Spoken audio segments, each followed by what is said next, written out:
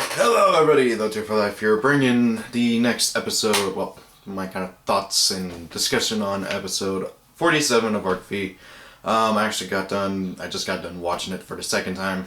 Watched it once last night, watched it again today, more as a refresher. Honestly, this episode was another awesome one. I've just been keeping up with the awesome episodes, and it looks like the next one's going to be another really cool one as well. So basically, okay, first and foremost, let me just say, there's going to be spoilers, so if you haven't watched it yet, pause the video, go to the link in the description, watch it, come back, unpause, and pick up from here. Okay? Pause. Unpause. Okay, cool. Now, the episode kind of starts off a bit slowly. It talks about with Tatsuya, I think that's his name, the blue-haired kid, and IU, and they're all like, basically, Rera, however you pronounce his name. He just basically won, and now it's going to be Tatsuya versus Leira in the next episode for their final, I think it's the junior or the youth or something. It's basically the little kid, basically Dragon Duel tournament, and that'll be the final between those two.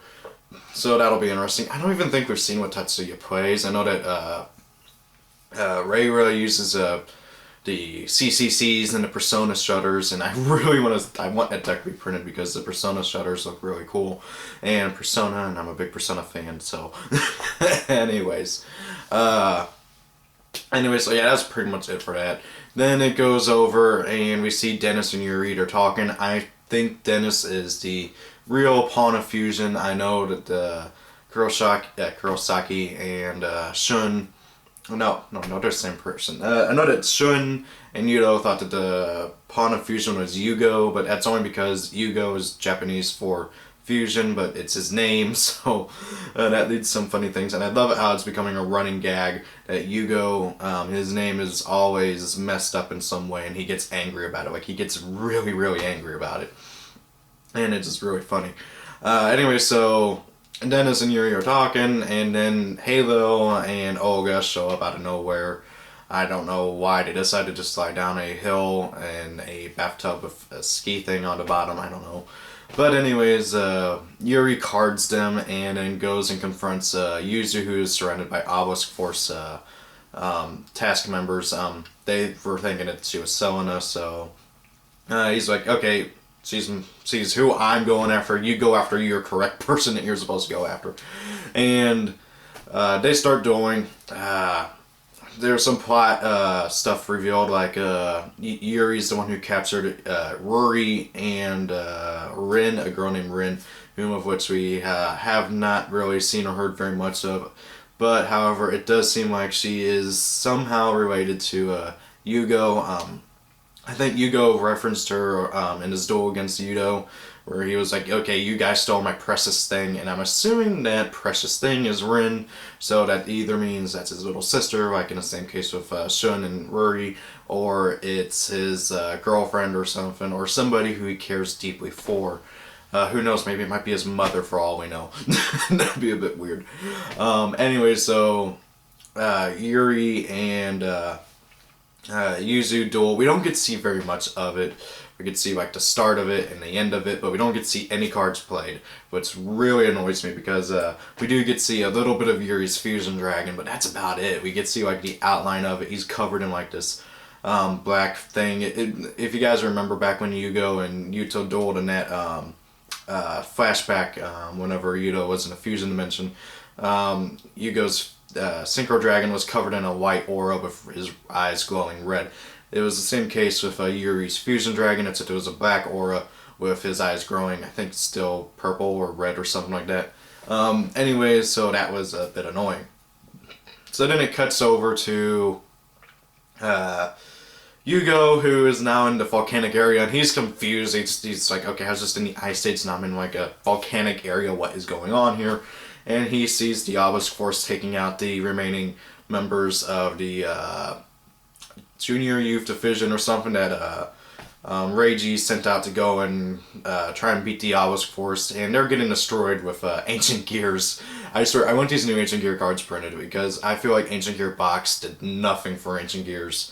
Like, I think it searches out a machine that has 500 defense or something. There's like one ancient gear with 500 defense, and that does nothing for it. So I'm hoping these new ancient gears, they do get printed, because they seem pretty awesome. They have some pretty good effects and everything. And Ancient Gear Armageddon, which is the main card of this duel, it has a pretty devastating effect, but it's also a double-edged sword. Basically, whenever an Ancient Gear monster destroys a monster, or if it's destroyed, the controller of the monster takes damage equal to its attack. Or at least I'm assuming that's something along the lines of its effect, because basically whenever a monster was destroyed there, a controller would take damage equal to its attack power.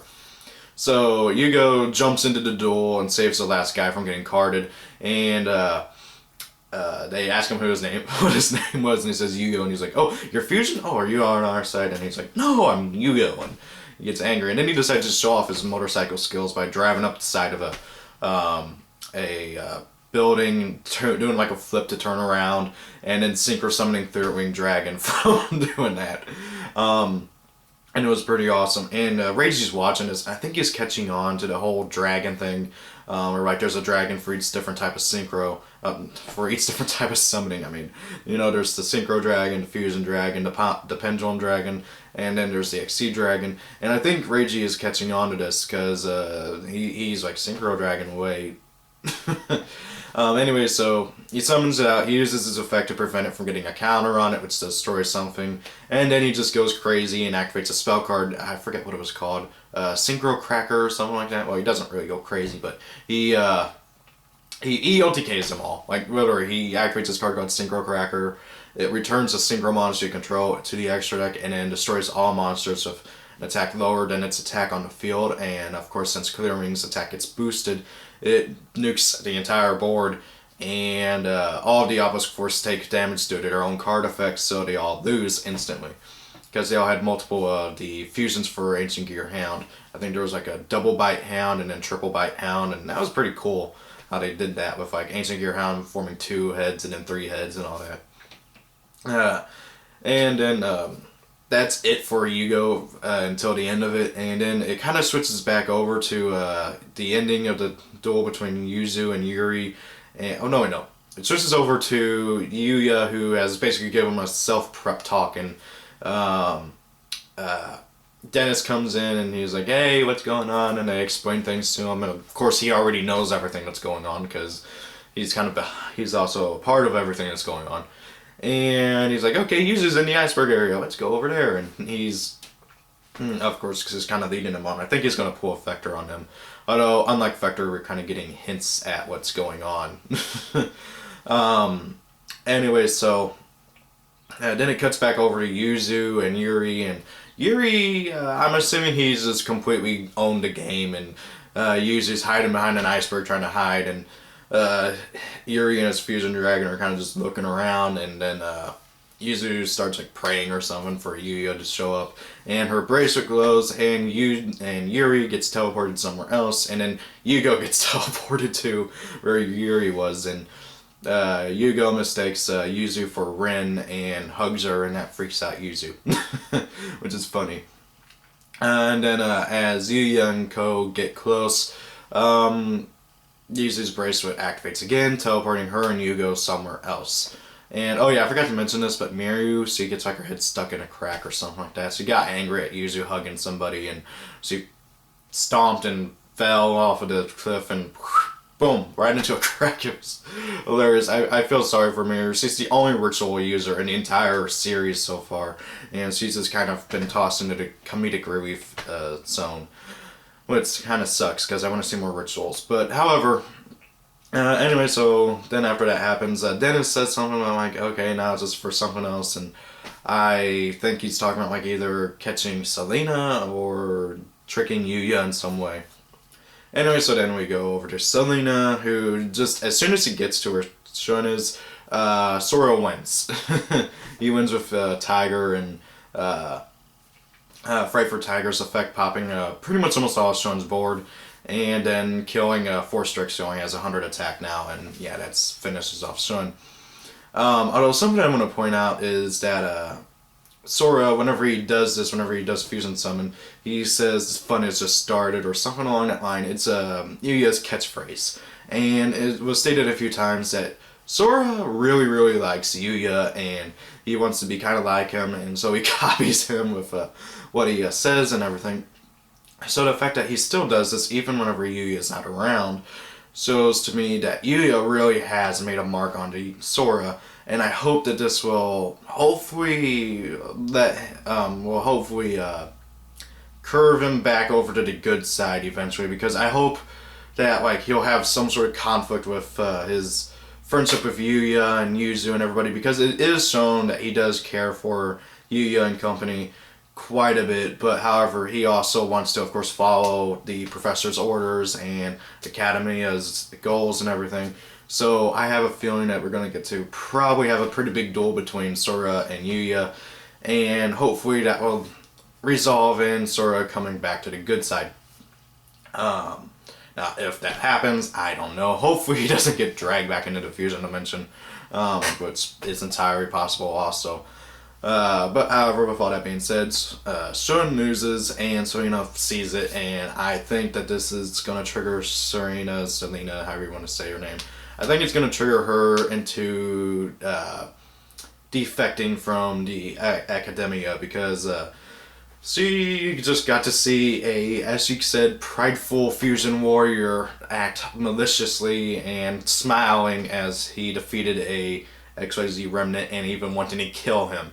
So hopefully that gets Serena to kind of wake up, because I've actually read some of the character bios that they like revealed, and Serena actually was pretty much raised in solitude. She doesn't know anything about anything other than duel monsters and everything. That's why she has poor social skills, like why she started stripping while in the middle of, you know, everywhere where everybody could see her, because she doesn't understand that, oh hey, you're not supposed to do that.